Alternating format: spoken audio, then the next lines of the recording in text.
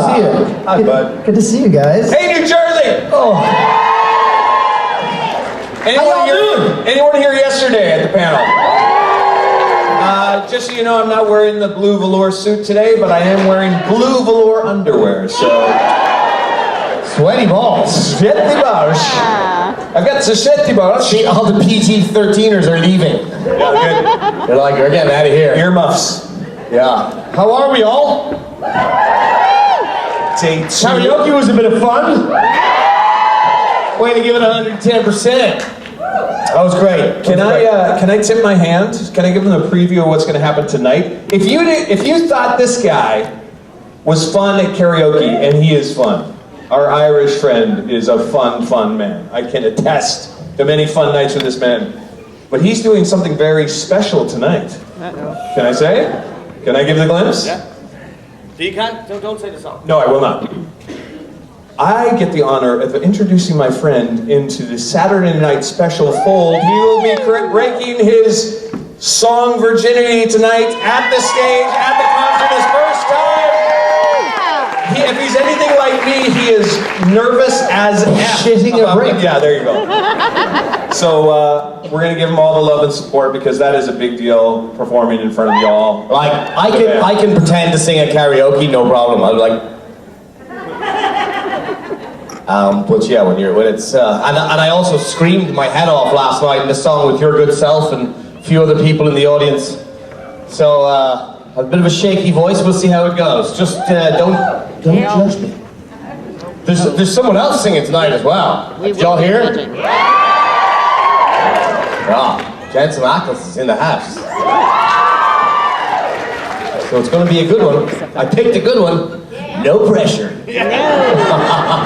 It's so good for you though, man, because like when I did my first one, I was like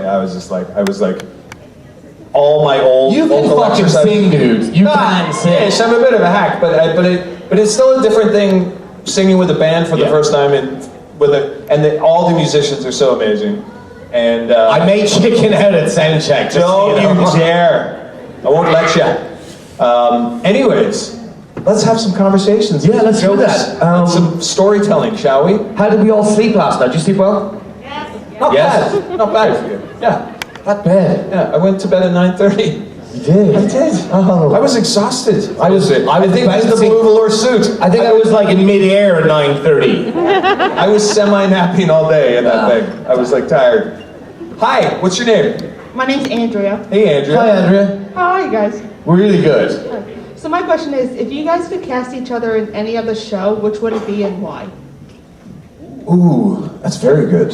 If we could cast ourselves, or me casting him, or... So Adam, you would cast David, and David, you would cast... I want to see you as like an Irish mobster in Peaky Blinders. Oh, good. I like that. That'd be good. Like coming over from Ireland and messing some shite up. Ooh. Ah, God, I would like to see you in a... I can hear the gerbil in the wheel. Do you know YouPorn? What's that? You know YouPorn? No. That's every night with you, baby. No, genuinely, I would like to see you do... I feel like another one of these great questions. I would like lots of time to think about it, so I'm just going to shoot from the hip. Yes, and go. First thing that comes to mind. Go. Go. That's YouPorn again. Stop it. Oh, sorry. I'd like to see you do Shakespeare. I'd like to see you do... Oh, would I love to do Shakespeare. I'd like to see you do the Scottish play. Oh, interesting. Who? Macbeth. Oh, the actual guy? Yeah. Not Macduff? Macduff would be a great part. You can choose. My favorite I ever did, I was young, I'd love to take another crack at Edmund from Lear. Oh, does anyone know Edmund from Lear? Yeah, a smattering of applause for Shakespeare. I would love to do... I love to... My lifelong dream is to play Iago. Yeah. I think he's the greatest villain ever. Is the best.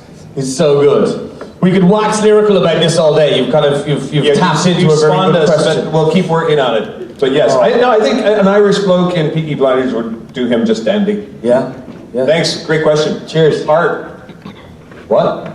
YouPorn. Go.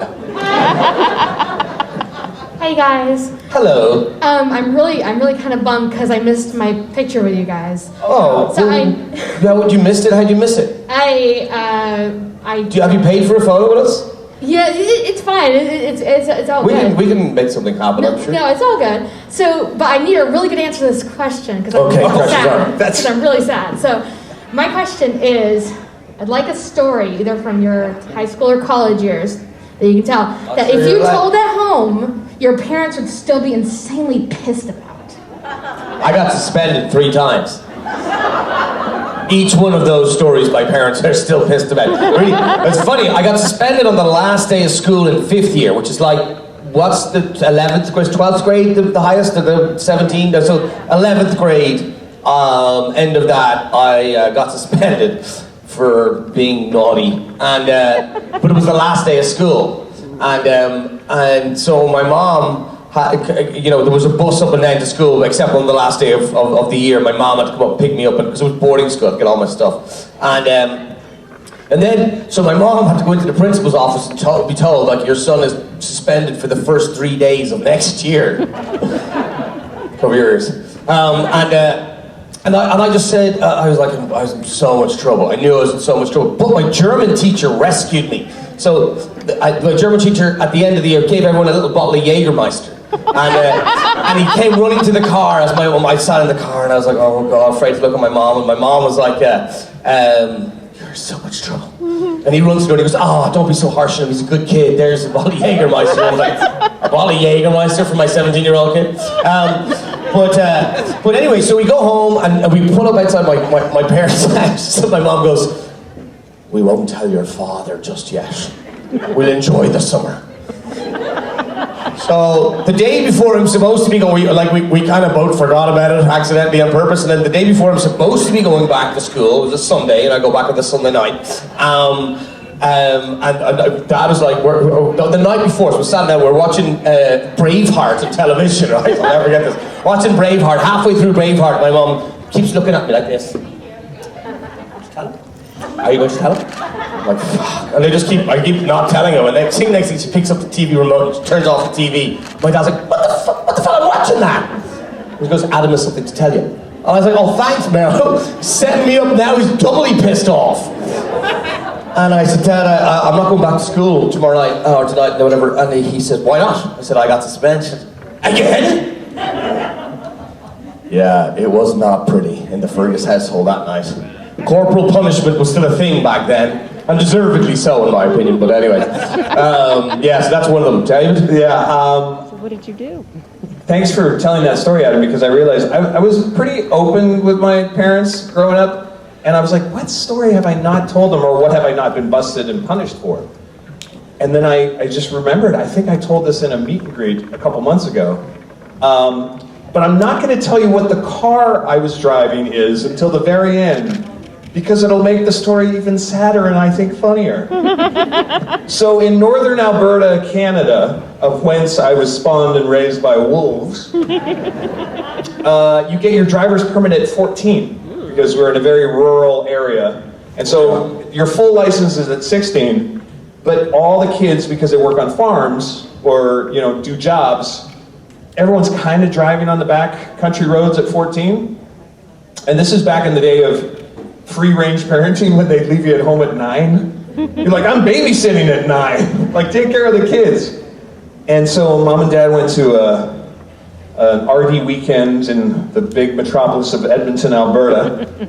And I was left at home with the car and chores. And so, of course, the first thing I'm going to do is I'm going to go to the open garbage dump. That's where we had to take our own garbage back in the day, to this big fire pit into the ground out in rural Alberta. And I'm going to go do donuts in the car with a stick shift and rear wheel drive, because that's how real donuts are done, right? Yeah. Like in first gear, and then the emergency brake, and then you're 14 and you're like, I'm cool. Until it comes off in your hand. Oh, fuck. Till it, get ready. Till you lose control over some mud bumps, and your front end of the car almost goes into the fire pit. Was it on fire at this moment in time? Oh no, it's like that smolder. It's like it's like that burning smolder of garbage. It would still burn the car. No, the 10-foot drop would also F me and the car up, most likely. Yeah. And so I was really not feeling cool at that moment. I've still not told my parents the story, so good thing they don't know what the internet is. And the wheels are just over the edge.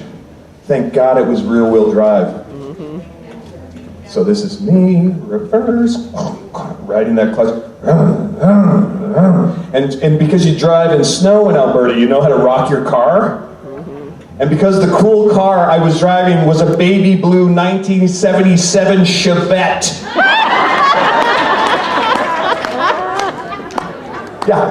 Yeah, I was real cool. Doing donuts, and everyone else has a truck and a Ford F-150, you know, I'm like driving the baby blue Chevette thinking I'm doing donuts. Look at this kid. And he almost put it in the fire pit. So, that's my embarrassing story. You gotta tell your parents that story. You have to. I think so. Yeah. It's time now? It's time. Enough time has passed, they'll forgive me. Yeah. Well, I don't know if they'll forgive you, but... That's a great question. Yeah, cheers, that was a great question. Very interesting. Appreciate it. Hi. Hi. How are you? Hello. I'm good. How are you? Fantastic. If you could change the company name from like the British Men of Letters to anything else, what would you change it to? The Mick Davies Show. Absolutely. The British Men of Letters. The Limey Bastards. No, but it have to sound official. It was something like, Her Royal Majesty the Queen's Gentlemen in Waiting who go slay monsters. Or her HRH, NOP. Well, no, it'd have to start with Royal. Her Royal Highness, HRH. Her Royal Highness's Monster Hunters. Yeah, monster demons. It has a very long comma, Oxford comma. Yeah, absolutely. It'd just be this very long, very English sentence in dedication of our Queen. Oh, speaking of very long, and My last story? No, I was going to pay you a compliment. No, speaking of very long, I heard a newsman nail the longest Welsh the Welsh name. Tell the audience. Do you guys know the longest town, city name in the world? It's Welsh?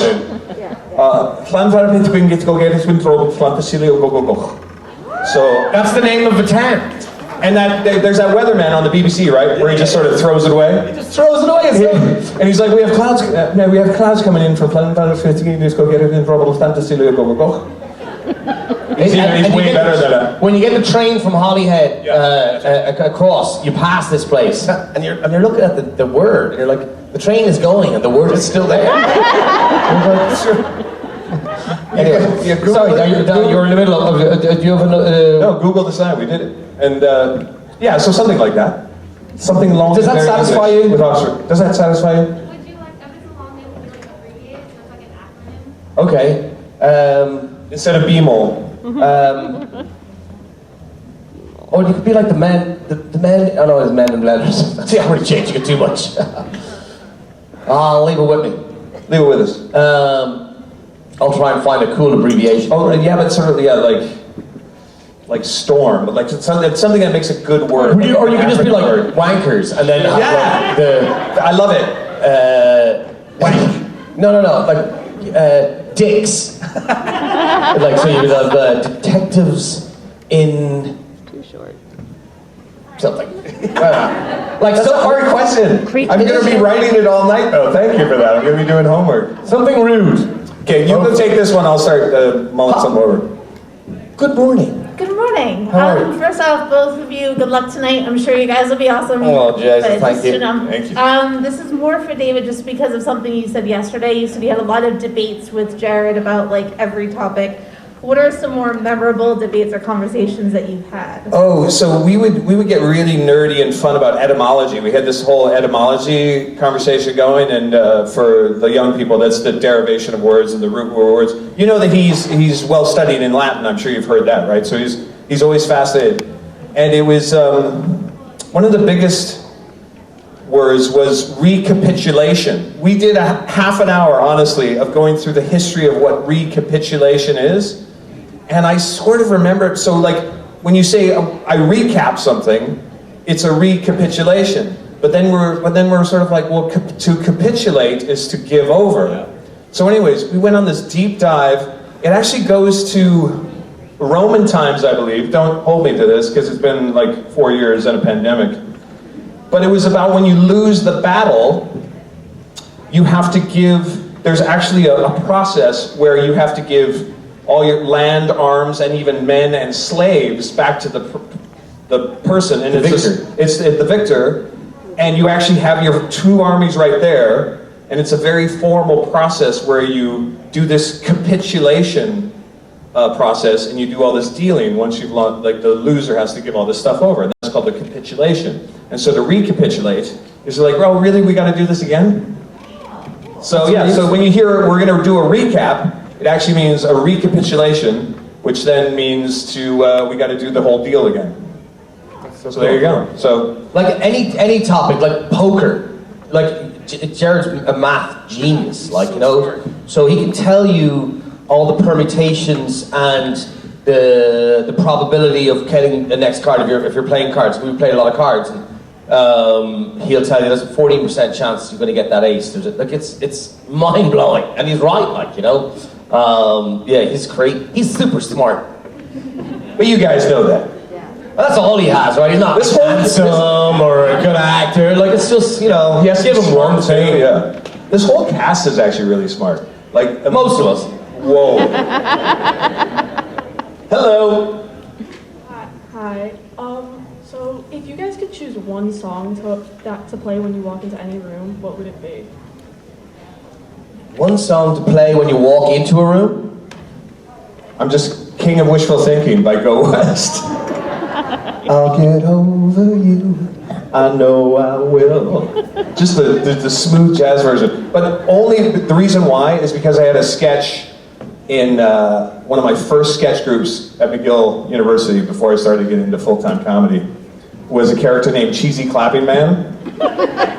And it's basically just what you think it was. He had a denim tam and a gold lame shirt, wide open, and nice bell bottoms, and he would make the party go right by simply bringing his masterful applause to Go West, the King of Wishful Thinking. So That's so funny.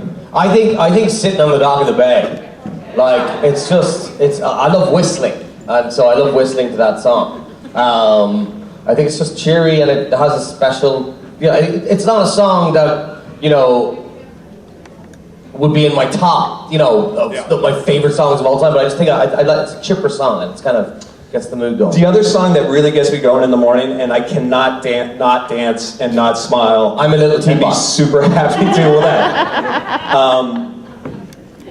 Bill Withers, A Lovely Day. Ah, brilliant.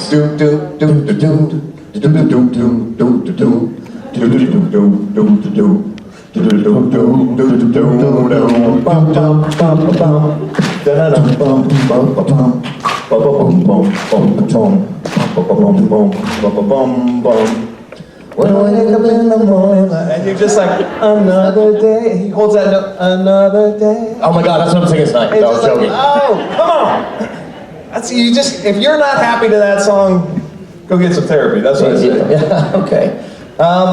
Thank you. Hi. Good morning. Good morning. Adam, you were on fire last night. Oh, thank you so much. I have a bit of a selfish question. My husband and I are traveling to Dublin in the end of August just because. So if you could take David with you, what kind of pub crawling should I do in Dublin? You're just going to Dublin? Just Dublin. Okay. Don't go to Temple Bar.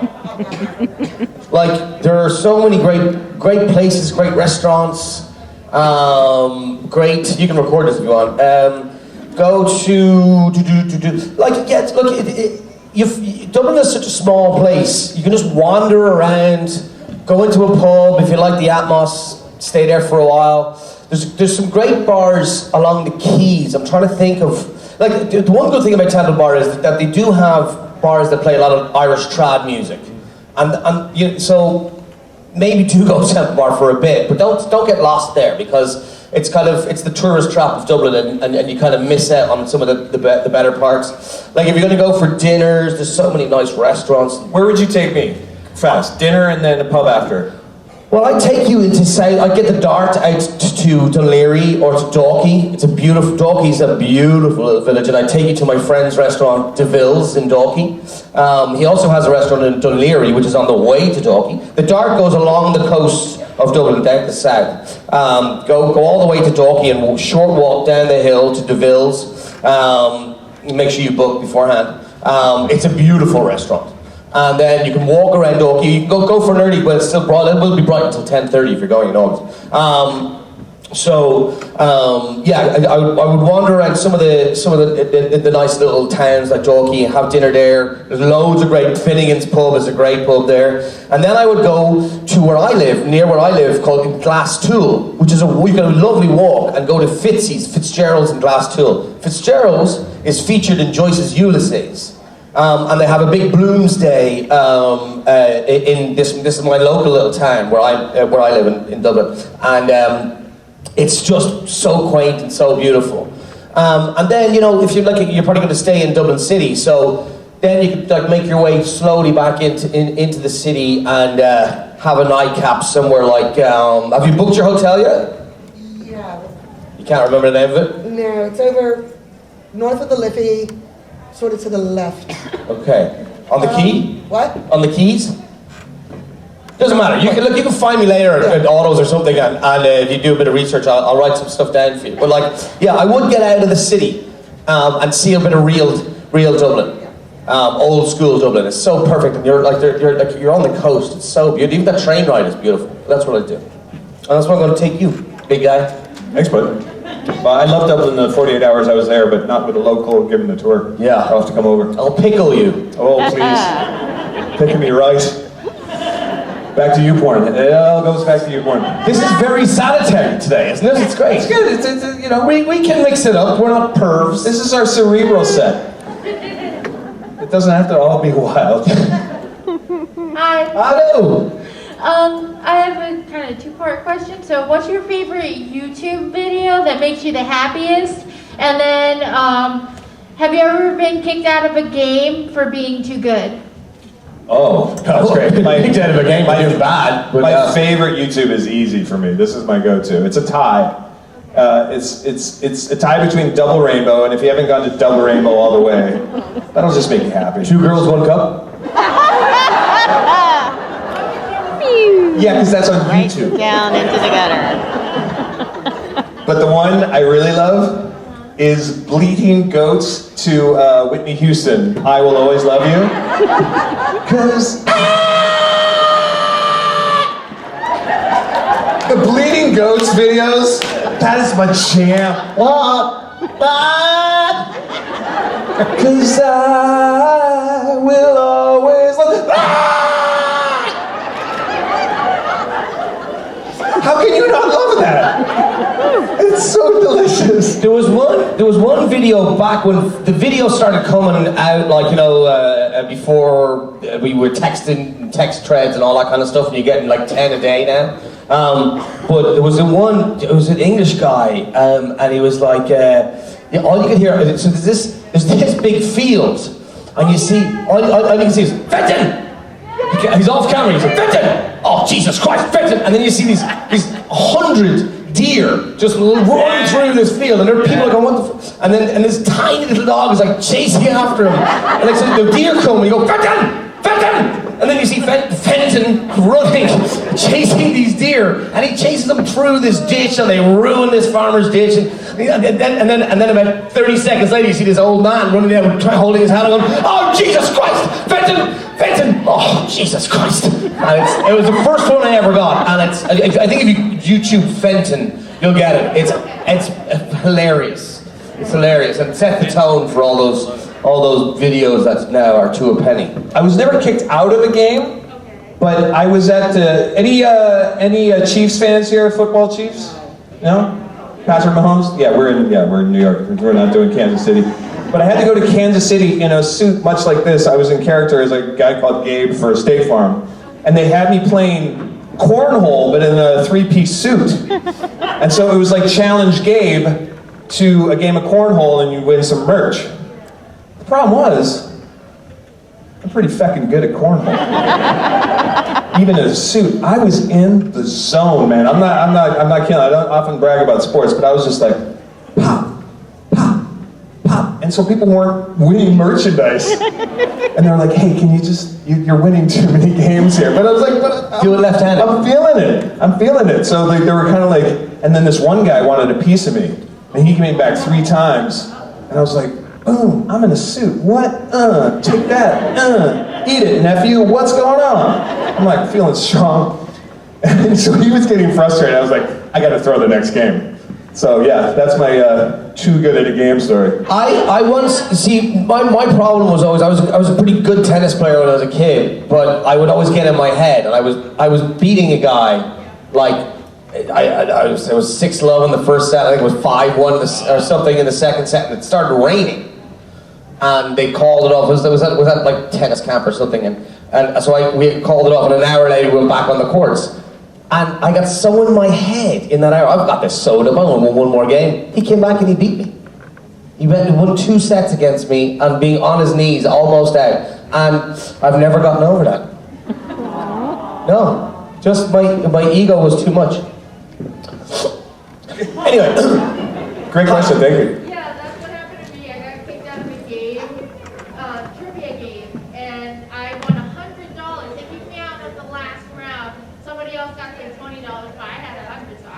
Well done. Come on now. Well done. Hi. Hey guys. So if Ketch and Mitch happened upon a supernatural therapist. Wait. Ketch and who? Ketch and Mick. Mick, sorry, yeah. Happened upon a supernatural therapist that let them redo one of their regrets. Ooh, boy. What would they do? Well, Mick has no regrets. Come on. Stop it. You're playing this martyr card. No. I killed my best mate, you're right. Now, yeah, I think we all know what you would want to do, right? Yes, well, I also would want a redemption from killing my twin brother named Alexander back in Kendrick's. I don't think he was in a state of mind to even think that you were human at that point. He didn't care. Popped you. No, I was sort of an automaton at the behest of Dr. Hess. She put the Hess in behest. Hey! Yeah, it doesn't deserve that. It doesn't deserve that. But, oh my gosh. Like, I mean, if Ketch grew a conscience, I mean, Dean was kind of his therapist on the AU, on the white, the rock in the winter. He's like, I've lots of blood on my hands, remember? Other being killed by the demon at the end, that's where the therapist would have arrived, right? Would have had as his bedside. Yeah, and as I said yesterday, it was like in the redemption when he grew a heart and then lost it was, when he realized he understood what actual friendship and loyalty was. So that's sort of his mini therapy. How about you? No, I would have to be back when I was like 11. Yeah. The Kendricks. And when Kendricks messed us up. My best mate. If we're talking canon here, there's some nasty stuff that went down. Nasty stuff, yeah. So I need a lot of therapy for that. Thanks. Appreciate it. Hello. Hi, my question's for Adam. Okay. Sorry. So I realized a correlation between your last name and Crowley's real name in the show. How did you feel about that? Well, I wanted to get his part. No. No, it's always funny. I did a TV show years ago called Being Erica, and my character's name when I got the script was Adam. And I was like, oh wow, it's meant to be. And then you try not to be, like when you're auditioning for, you try not to let your imagination run wild, but it always does. And then that was meant to be, I felt. And then when I got the part and started watching a bit of the show, and I saw a guy who I knew, Mark Shepard, as an actor. His name was Fergus, was it? Fergus, yeah. So I had that same kind of feeling. I was like, oh God, it's meant to be. And but yeah, we've myself and Ruthie have joked about it quite a bit. Yeah, I can't hear Fergus without thinking of The Crying Game. Did you get that a lot? You know what I'm talking about? Yeah. That scene? Fuck me, Fergus. Oh, fuck me, Fergus. It sounds so beautiful in Irish. It's such a dark movie. It's such a good movie, though. Do you remember The Crying Game? Yeah. It's worth your time. It's really good. Yeah, it's... Remember the scene with the shadow? Oh, That's beautiful. Yeah. Hi. Hello, my question's for David, actually. Perfect. Yesterday, you mentioned there was a funny story behind the Breaking the Law song in the commercial. Just wanted to know where that, So she was referring to, I had one of the State Farm Aaron Rodgers videos was me driving and I'm rocking out to Breaking the Law. Do you know Breaking the Law? Breaking the law, breaking the law, breaking the law. So when they were building that commercial, they hadn't got the rights to that song yet. So the problem was, when you see me riding in the car, my frustration was they weren't doing pre-record. Generally when you're like rocking out to a tune, they play it live on set. But there was a debate in the ad agency where they wanted to like, everybody dance now, bum, bum, bum, bum, bum. That was one of them. And the other one was like, hit it, I'm gonna rock right now. I'm Rob Bass and I came to get down. I'm not internationally known, but I'm known to rock a microphone because I get stupid, I mean outrageous. Stay away from me if you're contagious. I'm a loser. So, but they were like, still hadn't got the rights to any of these songs. So I was just sort of there, I was like, it's gonna look bad, it's gonna be off tempo, don't worry about it. And so there was kind of like, well, I wouldn't say tension, but right up to the end there was like this creative battle. And I was definitely team Breaking the Law. I thought Breaking the Law would be the funniest one. So I didn't even know they got the rights until they edited the commercial. So they found a way to kind of put that one in, but that was my favorite. But yeah, so I was doing all this weird stuff, like I had no reference point. I'm like, I can't do Rob Bass if you're gonna put Breaking the Law in, nothing's gonna sync up. And they're like, oh yeah, we never thought about it. I was like, okay, we'll shoot it wild, just be an idiot, playing air drums, it'll work, we'll make it work. Wow. Thanks for your question. Hi, this is for both of you actually. What was your favorite scene to film, either because it was a lot of fun, or it was very intense, or whatever made it special for you that you remember filming a particular scene? Gosh, I mean, there's so many to choose from. The first one that pops to mind was, I really enjoyed my fight with Dean and Asmodeus. And I loved the Asmodeus fight because we really concerned the crew. And when you're fooling the crew with your energy, well, you know this, your fight scene in Mama Bear is intense. Yeah. Like when you're really in the fight and you're getting this close to the blows and your adrenaline's really popping, he throws me against a pillar. He like does one of these magical throws and I have to do all the throw and you see catch head, hit back. And I hit the column hard enough that a piece of plaster flew off. And then I just obliterated myself on the ground. Like, so when the adrenaline's up, you're just like, just throw myself against everything. But they thought the plaster was my tooth. And so you had this palpable, when the crew's like, oh, you like, are you okay? And everyone rushed over there, are you okay? I was like, no, it's great, that was fun, let's do it again. Yeah, it's kind of like, you gashed your head and you're like, let's get in there. Yeah, I suppose my favorite scene, like it's hard, because I love the last scene I filmed, which we filmed all night, which was the big fight with Dagon. And, it was great physically, it was fun physically. There was a scene I did with Jensen in, I can't remember which episode it was, but he pins me. Oh, it's after I kill the girl, so it must be Ladies Drink Free. And then he pins me up against the wall. After we're inside and we have this conversation, and he said, "What did you do last night?" And I said, "Oh, had a cup of tea and watched the Great British Bake Off." And that was kind of improv, and it's just fun. He's a fun guy to do a scene with, so that always kind of lasted in my memory as being a fun day. Yeah, so either of those two. Usually I try to dodge the favorite question, but I was like, I'll just go with it today. Because again, it's so hard to pick. It was a bounty of riches, an embarrassment of riches with these guys. It was. And on this crew. Like, it really is. It's not lip service to the fandom, like, for sure. Like, it was the best job. It was very Thank you. Very fun. Thanks very much. Hi, how are you? Hey, I love you guys so much, and if Mick and Ketch were in a band, what would their debut single be, and what would the band be called? And like, would they be fighting like they did on the show about? Bullet in the head. You know that song? That's such a good question. And so this ties back into the acronym question, where you're going to have to post something on social media once like we figure it out. But we'll do something quick. So Mick and Ketch,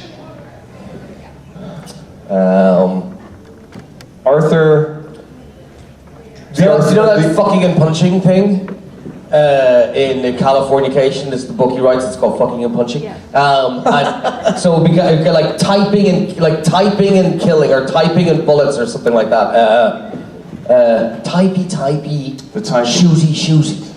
Or like, no. How about the Knights Templar? Because that's sort of what we are. Ladies and gentlemen, put your hands together. It's the Knights Templar. Yeah, I mean, like it would be like with a hit show, with a hit to A Spot of Tea, and it's death metal. Put your dick in a spot of tea. I've got a tea bag right here. We're fucking making cats and we're here to make tea. Is that better? Is that something we can? I think that would work. Teabag. Just call the song Teabag. I'm gonna introduce you tonight if you come to the concert. The lead singer of Knights Templar with his hit tune, A Spot of Tea. Thank you. Thank you. Cheers, guys. Hi. And it was all going so civilized. Hi. So I have a question for you regarding guilty pleasures. If you have your dream car, what would it be? And what would be the first guilty pleasure song you would play on the radio as you're cruising in it? Oh, it would have to be Free Falling. You know the Free Falling, yeah. The Tom Petty song? Is it Tom Petty? Yeah. And the car would be a 356 Spider. Porsche 356 Spider that Kelly McGillis drives in the original Top Gun. Bottle green. It's a beauty. Dream car. Mine was going to be a Porsche too. But does Porsche make a 4-wheel drive yet or no? Just the T. What's the T1? What's the biggest SUV? The biggest, the Cayenne. The Cayenne. Yeah. And and this is true. And this is the first one that popped in my head. So Dave gets his new whatever it is, Cayenne. And he puts in, don't you know you're beautiful, bum, bum, bum, bum, bum. That is such a pop. That makes me so happy. Who's that? The One Direction. Oh, sorry. You're insecure, I got there. Don't know what for. So good. Just me with just doing this. Is that like your therapy song when you... Don't you... Well, I don't know. It's my happy place. It's my happy place, and I'm singing it to myself. Dave, don't you know you're beautiful? You're good enough. You're smart enough. You're brave enough. Now go get it, Dave. Somehow I doubt that. Hi. Hi, how are you? I'm good, thanks. How you doing? Good. I just wanted to say that karaoke last night was awesome. Oh, thank you. It was good fun. Thanks for coming. My question's for both of you. I was wondering how you think you and your characters are the most alike and the most different. Well, they're British. Meaning not alike. Don't tell an Irishman he's British. No. Yeah, well, that's true. Yeah. But my character was British and yours was British. Yeah. Oh, sorry. So they're both the most alike in that sense. They're. Did you mean how we are like our characters, or how our characters are alike? Like how you and your characters separately are. Like you see yourself in your Dave Haydn-Jones versus sorry. Ketch. That's why I interrupted, because I was like, yeah, you're definitely not British. Yeah, that's how we're not alike. But like I think you have to do that. Like, you know what I mean? When you're playing like an evil bastard, you like you can't play him as an evil bastard. So like you play him as you like you have to bring a certain amount of yourself to every role. And it's too two-dimensional to play it like, oh, he's a bad guy, he's a good guy. No, you can't play bad. I mean, and there's no notion that you're being bad, right? You're making choices based on... You've got to believe everything you're doing. And in some acting... is truthful. Yeah, or called what's building rapport. I don't know if you ever use that terminology, building rapport to someone who's so far away from you. we have similar faces. I don't know if you've noticed, Ketch and Dave have similar faces. But I would say the real thing that I would say is the most Dave in Ketch, because this was the hardest swing I ever had to take in terms of like someone so different from me. I brought a little bit of my Christmas movies into the moment where Mary says, you know this was a one-night thing, right? And there's a little flash of vulnerability of Ketch for the first time in the whole thing where he's like, oh, right, very good. It protects his heart. So I would say that moment is the most Dave in the character. That's a good answer. That's a good answer. I think I was more like Mick than David was like Ketch, thankfully. But Not less murder. Yeah, but yeah, like it's a really good, it's a thought-provoking question because you, as I said, you try to bring it as, it's easier if you bring more of yourself to the role. It's because you rely on your mannerisms. You can obviously change your mannerisms, and that's great, and it's a great technique. But it's sometimes acting is such a tough job and a great job. But to be really good and to be really convincing and you have to be really comfortable. You have to be really kind of like the more tight and nervous you are, you can't be as what's the word I'm looking? You can't be as natural or organic as the word. Well, dropped in and just integral. But if you're so relaxed, doing a show or doing a TV show or doing a play or whatever it is, if you're really relaxed, then you're on the money. Like then you can be really, really good.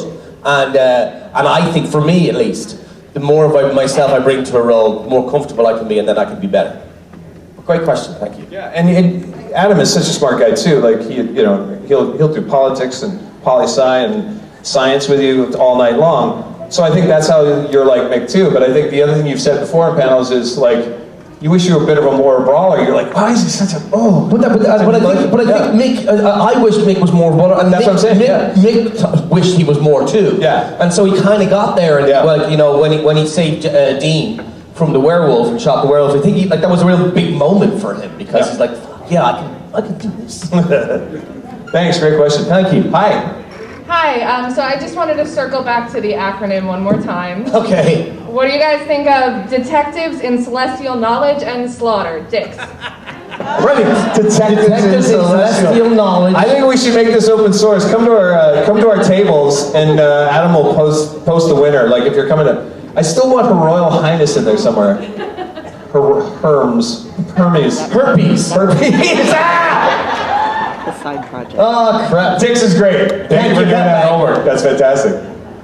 You can't give that back. Nope. Hi. Hi. So my question is, what is both of your favorite memories from set? Dozens. We'd be here all day. Here's where I'll pull the favorite card. Don't make me choose. How dare you? I would just say, after a long night shoot, some of my favorite memories are having a bit of whiskey with the boys and just having a good chat. I mean, just really, really lovely, lovely long days, and then wrapping with good conversation is what any of us can hope for on a good set. Yeah, first day I walked on set, probably, and every memory and every that I have and everything that happened after that was just it just increased my enjoyment exponentially. So it was like there's 100,000 memories that were all so good. But thank you for the question. Sherry, one last question. Thank you. Hi. I know we're out of time, so No, it's okay. I wanted to thank you for the teabag visual and I apologize, but you're welcome. That's my new catchphrase.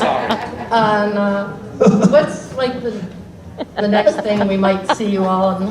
Oh, I got a show coming out next week. I think on 8. I don't know if you guys get Acorn TV. Yes. Yeah. It's with Jane Seymour called Harry Wild. So like a detective show. I just did a couple of episodes at the end of that season. I think they're on next week. I think. And then I have another show coming out.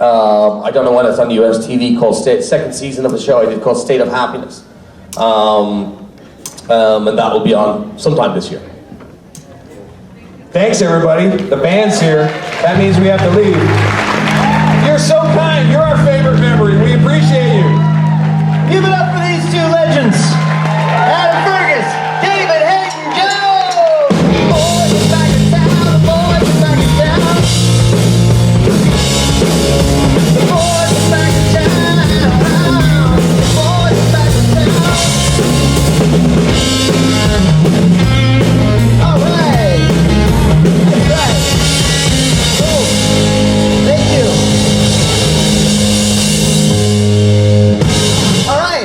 So next up, we've got, they're going to set up for the auction, and you can do a little auction, and spend all your hard-earned money on one picture of Misa, or for the same price, 10 pictures of me. Okay, enjoy, and we'll see you in a second.